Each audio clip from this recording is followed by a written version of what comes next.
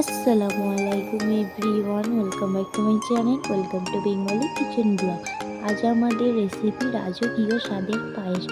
তো দেখতেই পাচ্ছি আমার রাজকীয় স্বাদের পায়েস। তো চলো ভিডিওটা দেখতে থাকি।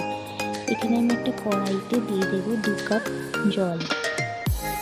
এর মধ্যে আমি অ্যাড করব যে কোনো ব্র্যান্ডের গুঁড়ো দুধ। এটা আমরা ভালো করে মিশিয়ে নেব। এর সাথে আমরা অ্যাড করব 1.5 লিটার দুধ।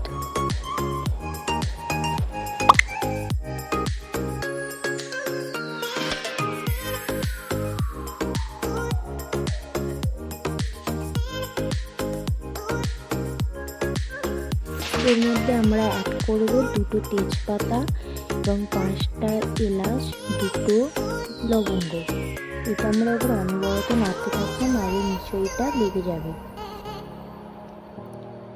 এখানে আমি গোবিন্দভোগ চালে 2 চামচ দিয়ে দেবো ঘি দিয়ে ভালো করে মিশিয়ে নেব। তার আগে এটা আমি 20 মিনিটের মতো ভিজিয়ে রেখেছিলাম। এটা 2 মুঠোর মতো চাল আমি এখানে দিয়ে দেবো। আপনারা দুধ হিসাবে চালটা কম বেশি করে নিতে পারেন।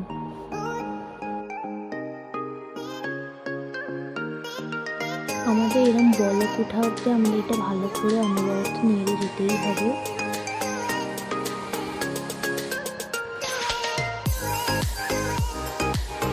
ওপরে এরকম আপনাদের সব উঠতে দেখতে পাবেন।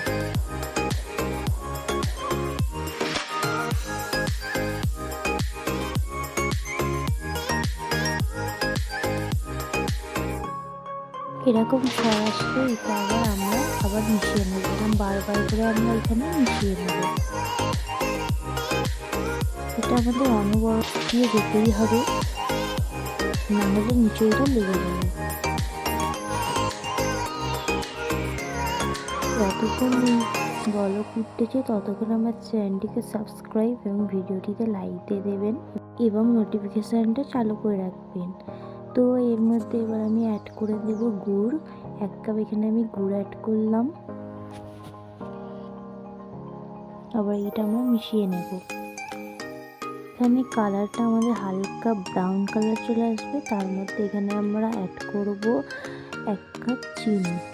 তো মিষ্টিটা আপনারা কম বেশি করে নিতে পারেন।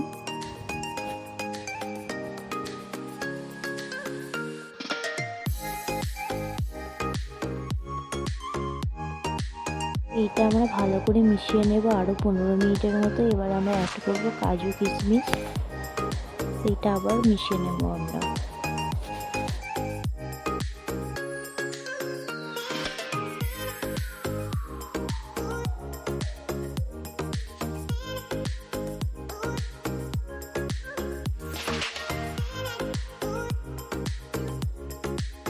কেমন লাগলো আপনাদের রাজকীয় স্বাদের পায়েস? তো আমাকে কমেন্টে জানাবেন। ভিডিওটা লাইক, শেয়ার, সাবস্ক্রাইব করে দেবেন।